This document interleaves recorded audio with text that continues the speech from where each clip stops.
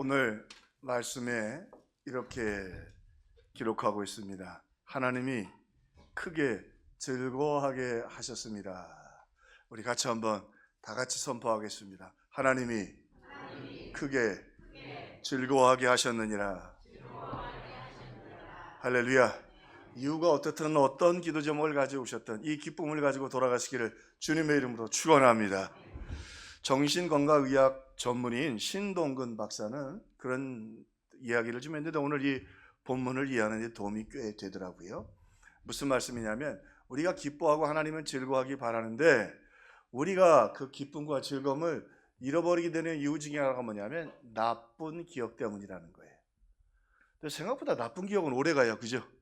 그게 자꾸 떠오르고 그러지 말아야 하는데 실제로는 그럴 필요가 없는데 감정도 상하고 몸도 상하고 심지어는 그게 트라우마가 되기도 하고 한 걸음 더 나가서 우리 몸이 상하기도 하지요. 자, 그래서 이 신동근 박사는 몇 가지 대안을 제시했는데 오늘 성경과 조금 이렇게 접촉되는 부분들이 있습니다. 먼저 나쁜 기억을 해결하는 방법, 가까운 사람에게 고백해라. 그 얘기하다 보면 그거 별거 아니네. 다 지나가는 길이고 그리고 이야기하는 동안에 마음을 열면서 훨씬 더 어려움을 낮출 수 있다고 하는 것입니다. 그리고는 조언과 격려도 받게 되지요. 나도 그랬는데 힘들겠네. 그렇죠? 자, 또 하나는 글로 써보아라. 글로 쓰다 보면 생각이 정리된다는 거예요. 그래서 훨씬 더 나쁜 기억들을 정리할 수 있다는 것이죠. 이 세 번째가 우리 오늘 본문의 말씀과 많이 공감이 됩니다. 또 하나 이 나쁜 기억을 해결하는 방법은 좋은 기억으로 나쁜 기억을 지워라. 좋은 기억을 자꾸 떠올리는 거죠. 근데 묘하게 자꾸 나쁜 기억만 붙잡고 있죠. 그죠? 그러지 말고 좋은 기억을 통해서 나쁜 기억을 상쇄시키라고 하는 것입니다. 오늘 이 백성들이 크게 하나님이 기뻐하라고 했을 때는 먼저 하나님이 기뻐하시고 또 하나님이 그들에게 기쁨을 주시려고 하는 것인데 사실은 이들에게도 기뻐할 일만 있었던 것은 아니에요. 그러니까 하나님이 명령하시는 거예요. 너희는 기뻐할 일, 감사할 일, 좋은 일을 생각해내라 말이죠. 그리고 비록 현실이 아무리 어렵고 힘들다 할지라도 거기에 매몰되지 마라. 내가 너희들과 함께하고 있기 때문이다. 그러면서 오늘 그들이 기뻐할 수 있는 어려운 형편 속에서 찬송할 수 있는 이유들을, 비결들을 그들이 오늘 본문 속에서 배우게 됩니다. 그것은 하나님의 큰 은혜 때문에인데요.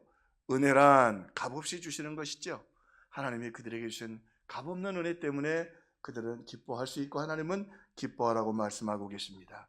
자, 하나님이 오늘 그들에게 주신 큰 은혜의 구체적인 내용들은 어떤 건가? 그들이 기뻐할 이유가 뭔가? 하나님은 언약을 소중히 여기시는 분이다. 하나님은 언약을 소중히 여기시는 분이다. 이스라엘 백성들은 하나님 말씀대로 불순종했습니다. 하나님을 배반했습니다. 우상을 섬겼습니다. 죄를 지었습니다. 결국 하나님이 그들을 떠나실 수밖에 없었고 결국 그래서 그들은 바벨론 포로로 끌려가서 70년 동안 아주 어려운 연단을 받게 되었죠. 그런데요, 그럼에도 불구하고 예루살렘 성전이 무너져가지고 불이 다 탔는데 하나님은 우리를 떠나시고 버리셨구나라고 생각했는데 하나님은 바벨론에 함께 오셨어요. 하나님은 그 백성들이 죄악에도 불구하고 아브라함과 약속하신 것, 내가 너와 내 자손들에게 복의 통로가 되게 하고 믿음의 자손이 되게 하리라, 그 약속을 바벨론 포로에 가서도 다 지켜주셨어요. 하나님은 아브라함과 그 믿음의 사람들과 했던 언약을 소중하게 여겨주셨어요. 여러분이 믿음으로 잘 살면 우리 신앙생활 그리고 삶이 얽히고 설킨 자녀들의 삶도 하나님이 그 약속을 지키시고 은혜와 축복을 베풀어 주실 것을 믿으시기를 주님의 이름으로 축원합니다. 자, 하나님 언약을 지키시죠. 이스라엘 백성들의 바벨론 포로의 상황은 마치 신약의 그 죽은 나사로와 아주 유사했어요. 나사로가 죽어서 나흘이 됐습니다. 더운 중동 지방에. 그래서 이미 장례를 끝내놨어요. 몸은 꽁꽁 묶고 우리나라하고 비슷한가 봐요. 몸을 묶어서 시신을 동굴과 같은 무덤에 갖다 놓았습니다. 예수님이 그 무덤에 가셨습니다. 그리고 뭐라고 하세요?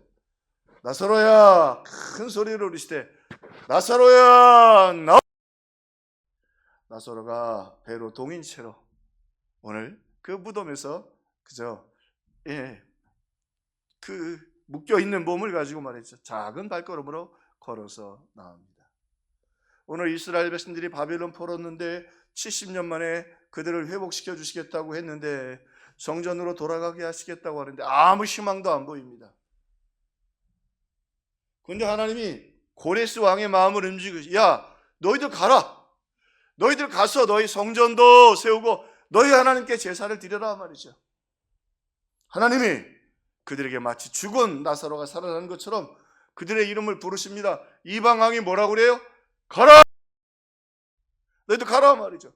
거기다가 성전에 자기들이 뺏어왔던 금과 은도 주고 성전을 건축하고 도시를 건축할 그 재력도 얼마나 보태서, 역사상 이런 일이 없는데 말입니다.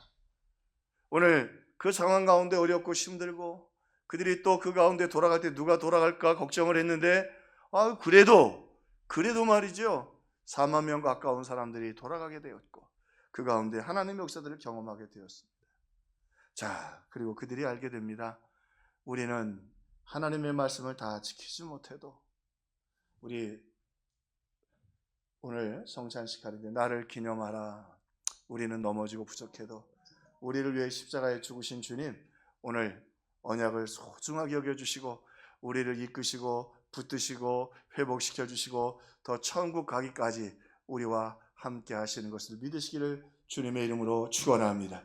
그러므로 그들에게 말씀하십니다. 너희들이 크게 기뻐하라 말이죠. 너희들은 넘어져도 나는 넘어지지 않고, 너희들은 실패해도 나는 포기하지 않고, 너희들은 죄를 지어도 너희들이 회개하기를 나는 기다릴 것이다. 나는 너희들과 약속을 지키는 여호와 하나님이라. 이 여호와라는 말이 언약을 지키는 하나님이라는 뜻이에요.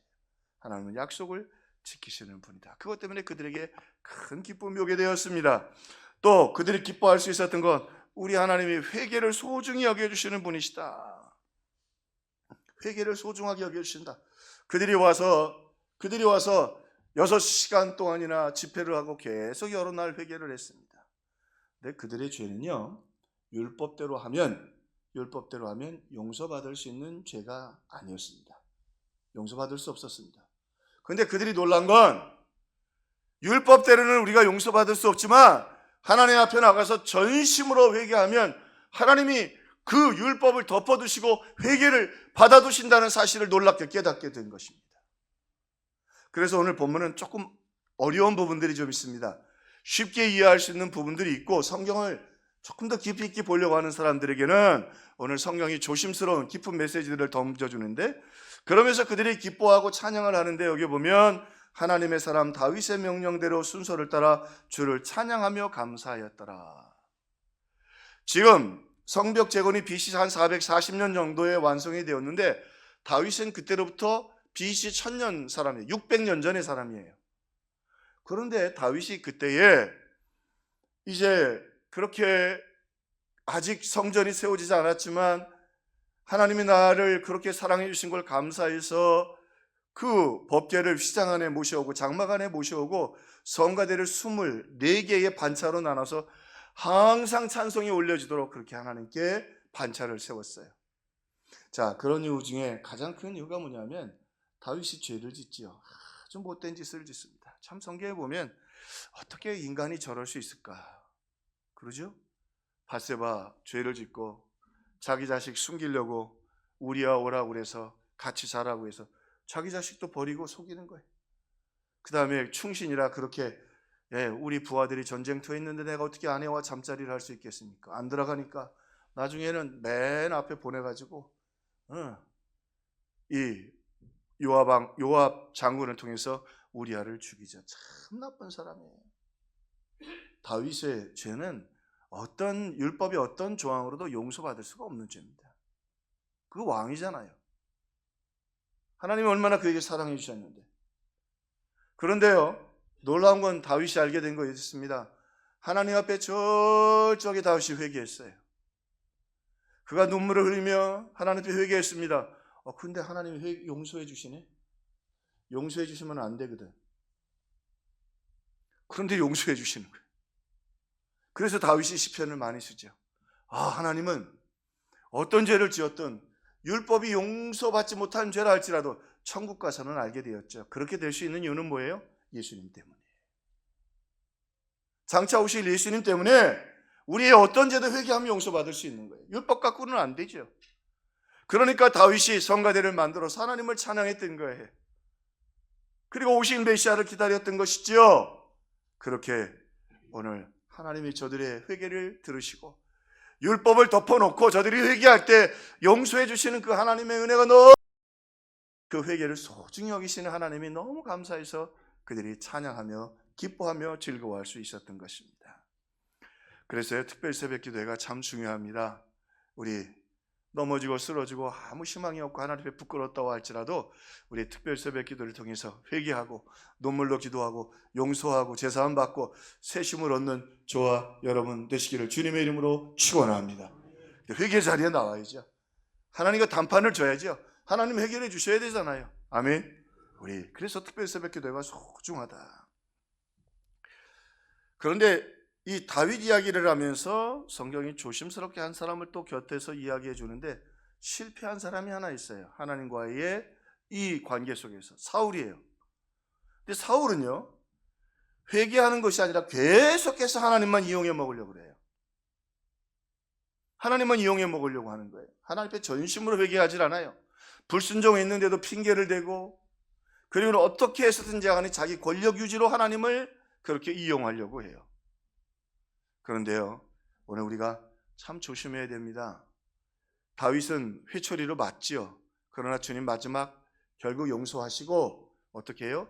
다윗을 대대손손이 복을 주셔서 600년이 지나고 1000년이 지나도 그 자손들에게 회복의 은혜와 복을 주셨습니다. 할렐루야. 우리가 믿음으로 사는 게 참 중요해요. 그래서 성경은요, 자네들을 똑바로 가르치라고 말하기 전에 너희들이 똑바로 살라고 말해요. 축복은 누구를 통해서 흘러가니까? 부모님을 통해서 흘러가니까. 자, 그런데 사울은 끝까지 회개하지 않고요, 끝까지 회개 안 합니다. 요리 핑계대고 저리 핑계대고 상황이 어떻고, 그리고는 오히려 사무엘을 죽이려고 하죠. 회개하라고 하는 선지자를. 그 요나단은 참 괜찮은 아들이었는데요, 아들이 전쟁터에서 죽어요. 결국 남는 것이라고 손자 무비보셋이 하나 남아서 두 다리를 저는 무비보셋 하나 남겨놓고 그 집안이 다 망해요. 한 사람이 진리정으로 회개할 때 율법으로도 해결 안 되는 모든 죄를 해결해 주시고 은혜를 주시지만, 한 사람이 하나님을 가벼이 여기고 회개할 그 집안이 다 망해요. 비참한 가문이 돼버리고 말아요. 나중에 어떻게 되는 줄 아시죠? 비가 하도 안 와가지고 그 다윗의 시대에 왜 이렇게 비가 안 오냐 그러니까 그나마 하나님 말씀 어기고 기브온 사람들을 또 처형했거든. 그러니까 기브온 사람들이 이렇게 사울의 자손들이 우리를 괴롭게 해서 우리가 원한에 맺혀서 하나님 앞에 기도했다고 말해요. 그 사울의 먼 자손들이죠. 직계 자손들을 다 죽고 먼 자손들을 목을 매달았더니 목을 매달자 하늘에서 비가 떨어져요. 하나님 어떤 의미에서 냉정한 분입니다. 우리 말씀을 들으니 얼마나 감사해요. 여러분 부르짖어 기도하고 회개하고 회개를 소중히 여기시는 하나님, 죄 문제도 해결하고 저주를 내어 쫓고 승리하고 축복을 물려주는 저와 여러분 되기를 주의 이름으로 축원합니다. 우리가 끊어버려야죠, 저주는. 네, 여러분 저주는 우리가 끊어버려야 합니다. 끊어버릴 수 있습니다. 부르짖어 기도하고 회개할 때 끊어지는 것입니다. 한 가지도 오늘 말씀을 통해 그들이 크게 기뻐할 수 있었던 이유가 있었는데, 하나님이 그들의 순결한 헌신을 귀하게 여겨주셨습니다. 순결한 헌신. 오늘 본문을 세밀하게 보신 분들은 조금 이상하다고 여기시는 게 있을 거예요. 뭐냐면 제사장이 4289명이 돌아왔어요. 레위 자손들은 341명이 돌아왔어요. 그러니까 10분의 1밖에 안 돼요. 그런데 이 대역사상 몇백 년 만에 200년 역사의 최고의 이 사건 속에 제사장이 4,000명이 넘는데 제사장들이 전혀 주역의 역할을 못해요. 보세요. 아주 중요한 140년 만에 대붕이 일어나는데 성경을 읽고 해석하는 일을 누가 하냐면 레위 자손들이 해요. 제사장들이 해야 되거든요. 그거는 성가대 찬양을 하는데 누굴 불러요? 또다시 레위를 불러요. 물론 찬양은 레위 지파의 몫이기도 해요. 그런데 회개하고 기도해요? 레위 자손들이 그래요. 성전을 지키는데도 누가 주도적으로 해요? 레위 자손들이에요. 여러분, 이 문지기가 굉장히 중요합니다. 왜 중요하냐면 우리 이단들이 들어오면 막아야 될 거 아니에요. 우리 그래서 저기 써붙여 놨잖아요. 신천지의 출입을 금합니다. 그걸 써붙여 놓으면 재판에서 우리가 이길 수 있습니다. 그거 안 붙여 놓으면 들어오면 그들이 그거 안 붙여 놨지 않냐, 우리 들어오지 말라고 하지 않았냐고 말이죠. 싸워서, 이 문지기도 중요한 겁니다. 때로는 목사와 성도들이요, 이단들 싸워서 이기고 구원받는 믿음 가져야 될 줄로 믿습니다. 자, 그렇게 이 놀라운 일들을 겨우 341명밖에 안 되는 레위 지파가 다 하는 거예요. 그러면서 성경은 조심스럽게 묻죠. 왜 제사장들을 하나님이 쓰지 않으셨을까? 물론 그 가운데에도 신실한 사람들이 있었는데 제사장 그룹 전체를 거의 안 쓰셨어요. 왜요? 왜 안 쓰셨을까요? 왜 한국교회가 어려움을 겪고 있을까요? 왜 한국교회가 점점 시험에 빠지고 하나님의 능력이 떠났다고 말할까요? 이 제사장들이요, 돌아와서는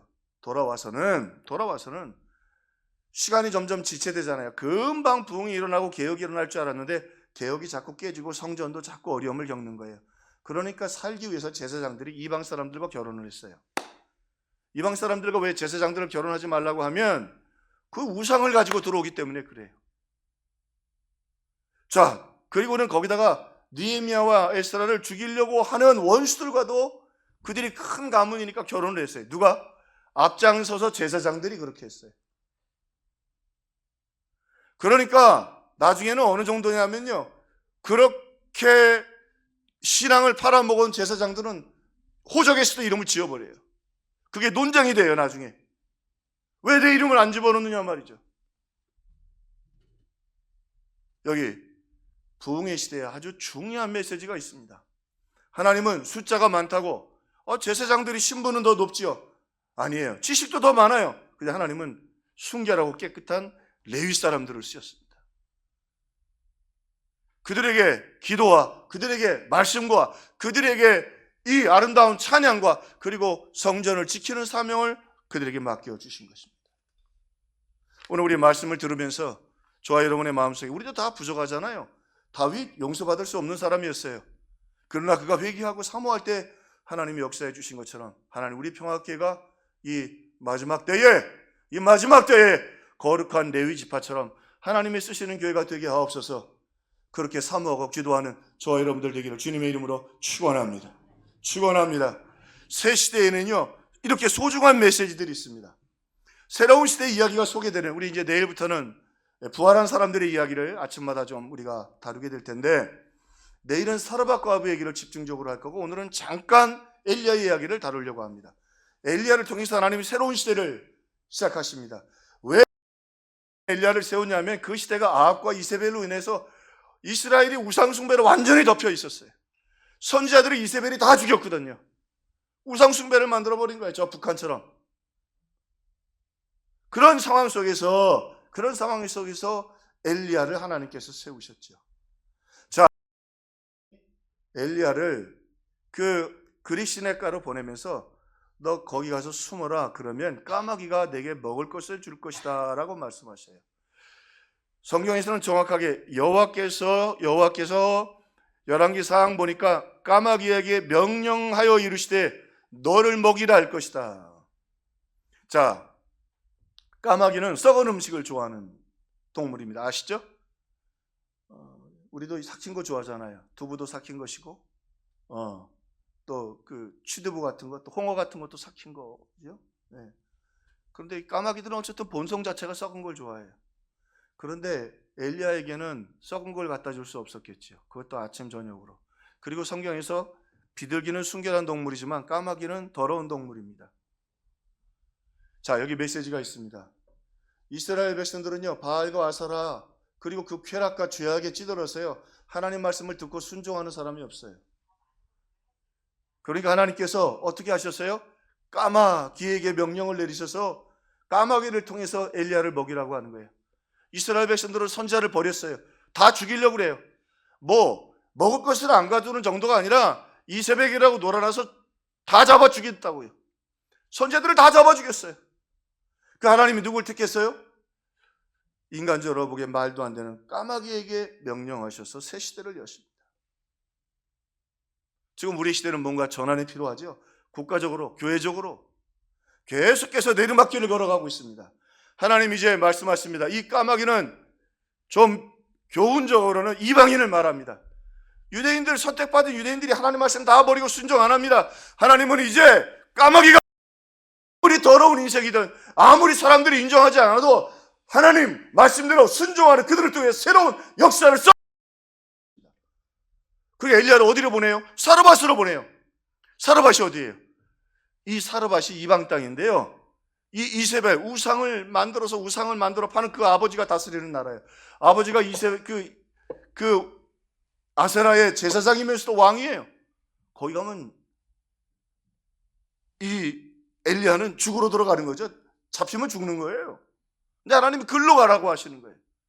그리고 이제 하나님이 어두운 시대 가운데 새로운 역사를 시작합니다. 까마귀도 괜찮고 죄인도 괜찮고 과거에 어떻게 살아왔던 하나님의 말씀대로 순종하고 결단하는 사람들 중에 새로운 역사를 쓰시겠다는 것입니다. 어두울 때가 우리에겐 희망이지요. 오늘 이 말씀을 생각하고 우리 같이 결단하면서 하나님은 부족하고 연약했던 그들, 어떻게 보면 그들은 이미 그 페르시아에서 대부분의 레위 지파들이 돌아오지 않았습니다. 왜? 그들이 거기 있으면 사유재산을 가질 수 있거든요. 지금 돌아오면 제사장들의 또 어떻게 보면 제사장을 섬기는 일을 해야 돼. 종은 아니었지만 신분상 그들이 제사장들을 섬겨야 하는 일이었습니다. 그러나 그들은 하나님의 말씀 앞에서 제사장들처럼 타협하지 않았습니다. 하나님은 금그릇, 은그릇, 큰 그릇이 아니라 깨끗한 그릇을 쓰십니다. 깨끗한 그릇. 하나님, 우리는 죄인입니다. 우리의 의지와 결단으로는 죄를 이길 수 없고 세상을 이길 수 없습니다. 주님, 이제 우리 새벽 기도를 통해 순종하며 부르짖고 기도합니다. 회개하게 하시고 죄를 이길 수 있는 능력을 우리에게 허락하여 주시옵소서. 감정적으로는 할 수 있죠. 주님, 이제 이렇게 안 살고 싶습니다. 이제는 깨끗하게 살고 싶습니다. 그게 되나요? 성령의 능력이 임해야, 하나님이 우리를 강력하게 붙잡아 주셔야 오늘 우리가 죄를 이기고 죄와 더불어 싸워 이길 수 있다고 하는 하나님의 역사가 우리 가운데 임하게 되는 것입니다. 그러면 오늘 우리에게 이 하나님이 주신 특세가 얼마나 귀한가. 요즘 최근에는 좀 참 괜찮은 것 같아요. 새벽 기도를 못하는 교회들을 위해서 이렇게 그 큰 교회들이 영상을 만들어서 하고 또 교회에 모여서 하기도 해요. 저는 그것도 나쁘지 않다고 생각해요. 그러나 여러분, 부족해도 목사는 그 교회 성도들을 위해 피토해서 설교해야 되고, 할렐루야, 성도들은 자기 교회 자리에 오는 게 옳습니다. 엘리야가 사르밧으로 갈 때 죽은 자를 살려냅니다. 성경에서 장소가 얼마나 중요한지 몰라요. 너는 베델로 문이 열립니다. 느헤미야가 여러분 얼마나 강력하게, 나중에 다음 주와 그 다음 주에 좀 보면요, 느헤미야가 이렇게 죄 짓는 사람들이 머리를 뽑습니다. 머리를 뽑아서 너희들 죄 짓지 말라고. 왜? 죄 지으면 너만 손손이 망하거든. 강력한 계획을 추진해 갑니다. 오늘 사랑하는 성도 여러분, 오늘 주님 말씀처럼 우리 평화교회는 주님 말씀하신 대로 크게 기뻐할 수 있는, 하나님에게 주시는 기쁨으로 승리하는 저와 여러분들 되기를 주의 이름으로 축원합니다. 하나님 언약을 소중하게 여기십니다. 우리를 버리지 않으십니다. 그러나 우리가 회개하지 않으면 오늘 은혜를 담을 수 없습니다. 그리고 하나님은 순결한 결단을 소중하게 여기십니다. 엘리야도 사르밧으로 갈 때 죽은 사람을 살려내는 능력이 나타납니다. 우리 지금 우리의 형편이 어떻습니까? 우리 자녀들 다음 세대 완전히 폐허입니다. 거기다 손가락질 하지 마세요. 중요한 건 엘리야에게 달려 있습니다. 사르밧 가부에게서 능력이 나가지 않고, 그 죽은 아이에게서 능력이 나가지 않고 엘리야에게서 능력이 나갑니다. 교회가 바로 서야 합니다. 교회가 하나님 말씀 앞에. 오늘 주님, 우리가 한국교회가 까마귀처럼 초라했지만 이제 말씀에 순종하려고 합니다. 그러나 우리의 힘과 능력과 결단으로는 불가능합니다. 주님 도와주옵소서. 주님 역사해 주옵소서. 부르짖고 회개하고 능력받고 승리하고 축복을 물려주는 저와 여러분들 다 되시기를 주님의 이름으로 축원합니다.